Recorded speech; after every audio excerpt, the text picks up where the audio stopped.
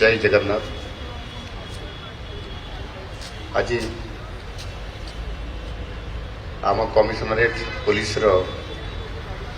जरूरीकालीन प्रशमन सहायता व्यवस्था वाहन लोकार्पण उत्सव अवसर रे आज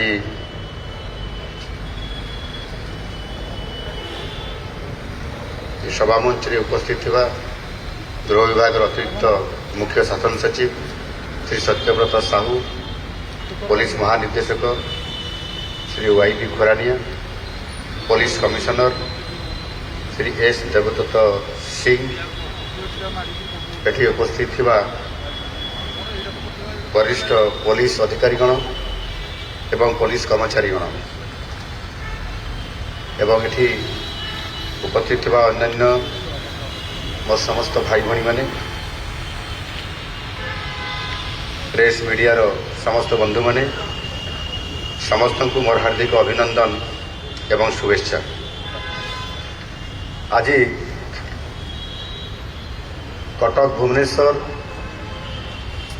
कमिशनरेट पुलिस पाई गोटे खुशीर दिन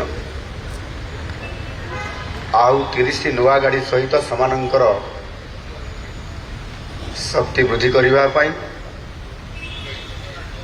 आमे तांको दक्षता वृद्धि करिसेंती। आज जिते बड़े मो सम्मान रे मो सामना रे 30 गाड़ी एक सांगरे चलीगला, मो मनरे एक अनन्य आत्मविश्वास एवं भरोसा सृष्टि है। एगुड़िक कौन से साधारण गाड़ी नुहंती, आम देखिले जे बोलेरो गाड़ी गुड़िक पुलिस ता रंग माध्यम सजई दिखाई एवं साइरन बाजुची, किंतु वास्तव में ये साधारण गाड़ी नुह। एगुड़िक गोटे गोटे सुरक्षा रथ, एमाने न्यायर श्रृंखलार भयमुक्त वातावरण और अपराध मुक्त समाजर प्रतीक। मोर दृढ़ आशा एगुड़िक जमी गढ़ लोक मैंने सेतिकी न्याय पाइबे एवं लोक मान भितर सेतिकी आत्मविश्वास पुलिस उपरे बढ़िबो। एमानंकर साइरन बाजिले अपराधी और असामाजिक तत्वों मनरे निश्चित भाव में भय बढ़िबो एवं सेमानंकर छाती मध्य धड़कड़ हबो। ये गाड़ी गुड़िक जरूरीकालीन प्रशमन सहायता व्यवस्था इमरजेंसी रेस्पॉन्स सपोर्ट सिस्टम योजना अनुजाई चालू अछि। यह एक केंद्र सरकार योजना, केंद्रीय योजना। यह राज्य मान मिलित भाव कार्यकारी करा जाउछि। आपण माने समस्त जानिथिबे गत किछि वर्ष पूर्व आम देशर राजधानी दिल्ली रे एक बहुत बड़ा घटना घटीथिला। दिल्लीर निर्भया कांड आमे समस्ते तांको मनर माने आमे जानिछंती एवं आम मनर आज मध्य ताहा केबे लिभि नथिबो।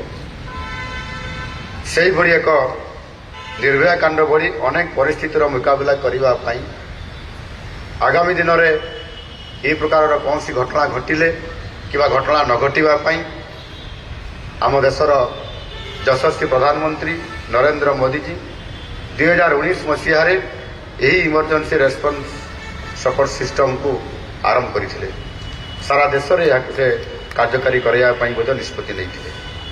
यह द्वारा पुलिस जेकोसी जरूरीकालीन परिस्थिति रे तुरंत कार्यानुष्ठान करने को सक्षम हो पार एवं तार ऑपरेशन जारी करके यथा समय भितर से निश्चित भाव में आम दोषी को खोजी बाहर करवा एवं ताकू दंड विधान करिवार स्वतंत्रता आम पाई पारुछंती। यही योजना मोर प्रथम पर्याय 2022 मसीह आम सरकार को ए विभाग को 106 गाड़ी आसाला, से कमिशनरेट पुलिस को 14 गाड़ी मिलता। ठीक तार 2 वर्ष पर आउ 30 गाड़ी कमिशनरेट पुलिस को दि जाउछि, 22 भुवनेश्वर पाई एवं 8 कटक पाई। 30 गाड़ी खराब हो जाइथिबा जो 30 गाड़ी खराब हो जाइथिबा 21 पीसीआर को रिप्लेस करिवो ଏହି 30ଟି ଗାଡ଼ି କାର୍ଯ୍ୟକାରୀ ହେବା ପରେ ବର୍ତ୍ତମାନ ଭୁବନେଶ୍ୱରରେ 44ଟି ଏବଂ କଟକରେ 31ଟି PCR ହିସାବରେ ଇଏ ସମ୍ପୂର୍ଣ୍ଣ ଭାବରେ କାର୍ଯ୍ୟକାରୀ ଆରମ୍ଭ କରିବ। ତେଣୁ ERSS ଯୋଜନା ଦ୍ୱାରା ସମ୍ପୂର୍ଣ୍ଣ ପୋଲିସ ବ୍ୟବସ୍ଥାର ଦୃଢ଼ୀକରଣ ହେବା ସହ ସୁରକ୍ଷାର ବାତାବରଣ ସୃଷ୍ଟି ହେବ। ସୁରକ୍ଷାର ବାତାବରଣ ହିଁ ବିକଶିତ ଓଡ଼ିଶାର ମୂଳଦୁଆ ଅଟେ ଓ ଏଥିପାଇଁ ଆମ ସରକାର ବଦ୍ଧପରିକର। ଏହି ଯୋଜନାର ପ୍ରକୃତ ଉପଯୋଗିତା ଏହି ଗାଡ଼ି ଭିତରେ ବସିଥିବା ପୋଲିସ କର୍ମଚାରୀଙ୍କର ଦକ୍ଷତା ଉପରେ ନିର୍ଭର କରେ।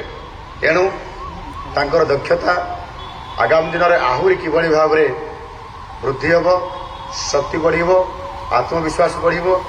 ଆଉ ସେଥିପାଇଁ ଆମ ସମସ୍ତଙ୍କୁ ଏ ଉପରେ ସମ୍ପୂର୍ଣ୍ଣ ବିଭାଗ ଏବଂ ସମ୍ପୂର୍ଣ୍ଣ ସରକାର ମଧ୍ୟ ତା ଉପରେ ନଜର ଦେବାର ଆବଶ୍ୟକତା ମଧ୍ୟ ଅଛି। ମୁଁ ଆଶା କରିବି ଆପଣମାନେ ସମ୍ପୂର୍ଣ୍ଣ ସେବା ମନୋଭାବରେ ନିର୍ଭୀକ ଭାବରେ ନିଜର ଦାୟିତ୍ୱ ସମ୍ପାଦନ କରିବେ। କଟକ ଓ ଭୁବନେଶ୍ୱର ନାଗରିକମାନଙ୍କର ପାଇଁ ଏବଂ ଯେଉଁମାନେ କଟକ ଭୁବନେଶ୍ୱରକୁ ଦୈନନ୍ଦିନ ସମୟରେ ସେମାନଙ୍କର କାର୍ଯ୍ୟରେ ଆସୁଛନ୍ତି ସେମାନେ କିଭଳି ଭାବରେ ଏଠି ସୁରକ୍ଷାର ସହିତ ଯଥା ସମୟରେ ସମସ୍ତ କାର୍ଯ୍ୟକ୍ରମକୁ ସମାପନ କରିକି ଯାଇପାରିବେ ସୁରକ୍ଷାର ସହିତ, ଏହାକୁ ମଧ୍ୟ ଆମ ଏ ଡିପାର୍ଟମେଣ୍ଟର ମଧ୍ୟ ଲକ୍ଷ୍ୟ ରହିବ ଏବଂ ତା ଉପରେ ନଜର ମଧ୍ୟ ରହିବ। ଆଗାମୀ ଦିନରେ ପୋଲିସର ବ୍ୟବହାର ପାଇଁ ସମଗ୍ର ରାଜ୍ୟରେ ଗାଡ଼ି ସଂଖ୍ୟା ଆହୁରି ବୃଦ୍ଧି କରାଯିବ, ଯଦ୍ୱାରା ପୋଲିସ ପେଟ୍ରୋଲିଂ, ତଦନ୍ତ, ଭିକ୍ଟିମ୍ ପାଖରେ ପହଞ୍ଚିବା, ଅପରାଧୀ ଧରିବା ଆହୁରି ସୁଦୃଢ଼ ହେବ। ଆଉ ସେଥିପାଇଁ ମଧ୍ୟ ଆଜି ଯେଉଁ ଗାଡ଼ି ଆମେ ବ୍ୟବହାର କରୁଛନ୍ତି ଆହୁରି ମଧ୍ୟ କେମିତି କ୍ଷିପ୍ର ବେଗରେ ଗତି କରିବା ଏବଂ ତାକୁ ନିୟନ୍ତ୍ରଣ କରିକି କାମରେ ଲଗାଇବା, ଏଭଳି ଗାଡ଼ି ମଧ୍ୟ ଆଣିବା ପାଇଁ ମୁଁ ନିଶ୍ଚିତ ଭାବରେ ଆମ ଡିପାର୍ଟମେଣ୍ଟ ଅଧିକାରୀମାନଙ୍କୁ ପରାମର୍ଶ ଦେଉଛି ଯେ ଆମେ ଯେମିତି ପୋଲିସ ଯେଉଁ ଗାଡ଼ି ଆଜି ଚଢ଼ିକି ଯାଉଛନ୍ତି ଏବଂ ବେଳେବେଳେ ଯେଉଁମାନେ ଚୋରି କାମ କରନ୍ତି, ଯେଉଁମାନେ ଡକାୟତ କାମ କରନ୍ତି ବା ଯେଉଁମାନେ ଅସାମାଜିକ କାମ କରନ୍ତି, ଆପଣ ଦେଖିବେ ସେମାନେ ବହୁ ଦାମୀ ଗାଡ଼ିରେ ମଧ୍ୟ ବ୍ୟବହାର କରିକରି ଇଏ କାର୍ଯ୍ୟକ୍ରମରେ ସଫଳ ହେବା ପାଇଁ ନେଇଥାନ୍ତି। କାହିଁକିନା ପୋଲିସର ପାଖରେ ବୋଲେରୋ ଅଛି, ପୋଲିସ ପାଖରେ ଛୋଟ ହାଇ ସ୍ପିଡର ଗାଡ଼ି ମଧ୍ୟ ନାହିଁ। ସେ କ୍ଷେତ୍ରରେ ଏମାନେ ହାଇ ସ୍ପିଡରେ ଚମ୍ପଟ ମାରିକି ପଳେଇ ଯିବାର ଅନେକ ସମୟରେ ମଧ୍ୟ ଆମ ପାଖରେ ଖବର ଅଛି। ଏଣୁ ସେଭଳି ଭାବରେ ମଧ୍ୟ ଗାଡ଼ିକୁ ଆଣିକରି ଆମେ କାମରେ ଲଗାଇବା ପାଇଁ ମଧ୍ୟ ମୁଁ ପରାମର୍ଶ ଦେଉଛି। ଏହାକୁ ମଧ୍ୟ ଆମେ ଷ୍ଟଡି କରିକରି ଆମେ ଆଗାମୀ ଦିନରେ କାର୍ଯ୍ୟକ୍ରମ କରିବା। ଆଗାମୀ ଦିନରେ ପୋଲିସ ବାହିନୀକୁ ଆହୁରି ସଶକ୍ତ କରାଯିବ। ଗୃହ ବିଭାଗରେ ପ୍ରାୟ 10,000 ପଦବୀ ଖୁବ୍ ଶୀଘ୍ର ପୂରଣ କରାଯିବ।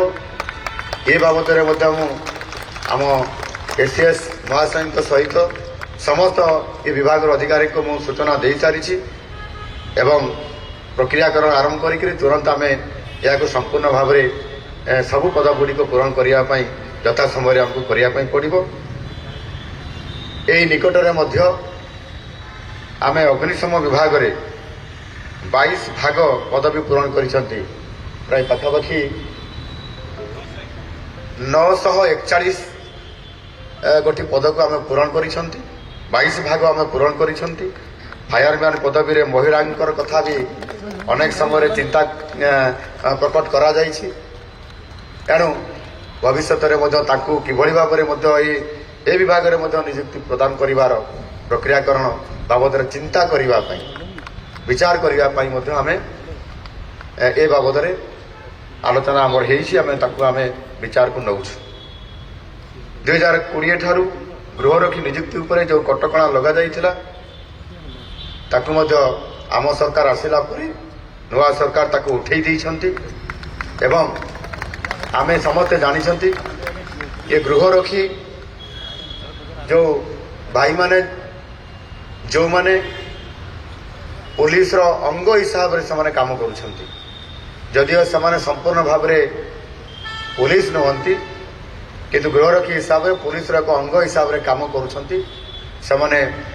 ସେମାନଙ୍କୁ ଆମେ ରେଗୁଲାର କରିପାରୁନାହାନ୍ତି, କିନ୍ତୁ ସେମାନଙ୍କୁ ଯଥୋଚିତ ସମ୍ମାନ ଦେବା ସହିତ ସେମାନେ ଯେଭଳି ଭାବରେ ପୋଲିସ ସହିତ ସେତିକି ସମୟ ଏବଂ ସେଭଳି ଗୁରୁତ୍ୱପୂର୍ଣ୍ଣ ଭୂମିକା ନିଭେଇକରି ସେମାନେ କାର୍ଯ୍ୟନିର୍ବାହ କରୁଛନ୍ତି ଏବଂ ଆବଶ୍ୟକ ପଡ଼ିଲେ ସେମାନେ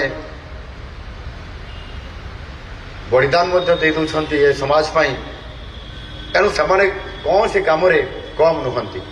ଆଉ ସେଥିପାଇଁ ଅନେକ ସମୟରେ ମଧ୍ୟ ଆମେ ତାଙ୍କୁ ଆଲୋଚନା କରିଛନ୍ତି।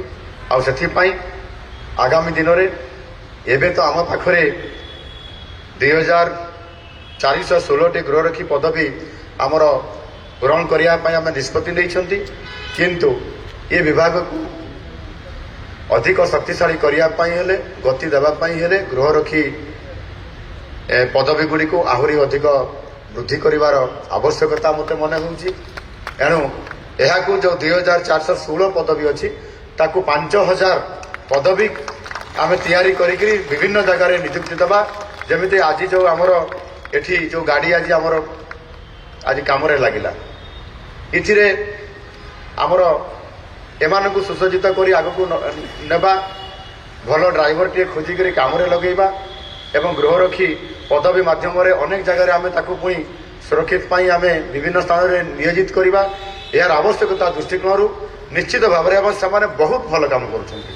ଆମ ଓଡ଼ିଶାର ଗୃହରକ୍ଷୀ ଭାଇମାନେ ବହୁତ ଭଲ କାମ କରୁଥିବା କାରଣରୁ ସେମାନଙ୍କୁ ଆମେ 5000 ପର୍ଯ୍ୟନ୍ତ ବୃଦ୍ଧି କରିବା ପାଇଁ ମୁଁ ଆଜି ବିଭାଗକୁ ନିର୍ଦ୍ଦେଶ ଦେଉଛି। ତୁରନ୍ତ ଏ ବାବଦରେ ଉଚିତ ପଦକ୍ଷେପ ନେଇକରି ସେମାନଙ୍କର ନିଯୁକ୍ତି ପ୍ରକ୍ରିୟାକୁ ଆଗକୁ ନେବା ପାଇଁ ତୁରନ୍ତ ନିଆଯାଉ। ତା ସହିତ ମଧ୍ୟ ମୁଁ ଆଗରୁ ମଧ୍ୟ କହିଥିଲି ଆମର ଏ ପୋଲିସ ବିଭାଗର ଦକ୍ଷତାକୁ ବୃଦ୍ଧି କରିବା ପାଇଁ ଏବଂ ବିଶେଷ କରିକି ଯେତେବେଳେ ଆମେ ତଦନ୍ତ କରିବା ପାଇଁ ଯେଉଁମାନେ ଥାନାରେ ଅଛନ୍ତି ଏବଂ ଆଇଓ ହିସାବରେ ଯେଉଁମାନଙ୍କୁ ଆଇଆଇସି ବା ଉପରସ୍ଥ ଅଧିକାରୀମାନେ ଦାୟିତ୍ୱ ଦେଉଛନ୍ତି, ସେ ସମୟରେ ସେମାନେ ଯେଉଁ ଯାଉଛନ୍ତି, କାହାର ପୁରୁଣା ମୋଟର ସାଇକେଲ ଅଛି ଏବଂ ଆମେ ସେମାନଙ୍କୁ ସରକାରୀ ହିସାବରେ ଥାନା ତରଫରୁ ବା ଆମ ବିଭାଗ ତରଫରୁ ମୋଟର ସାଇକେଲ ମଧ୍ୟ ଦେଇପାରୁନାହାନ୍ତି, ଯାହାଫଳରେ କି ତଦନ୍ତ ପ୍ରକ୍ରିୟାରେ ବିଳମ୍ବ ହେଉଛି ଏବଂ ଆମେ ସେଥିରେ ବହୁ ସମୟରେ ମଧ୍ୟ ଅସଫଳତା ପାଉଛନ୍ତି। ଆଉ ସେଇଥିପାଇଁ ମୁଁ କହିଥିଲି ଯେ ପ୍ରତି ଥାନାରେ ଆଉ 6ରୁ ଅଧିକ ଲେଖାଏଁ ମୋଟର ସାଇକେଲ ଦେବା ପାଇଁ ଏବଂ ତାହା ମଧ୍ୟ ଆମର ବଜେଟରେ ବ୍ୟବସ୍ଥା ହୋଇଯାଇଛି।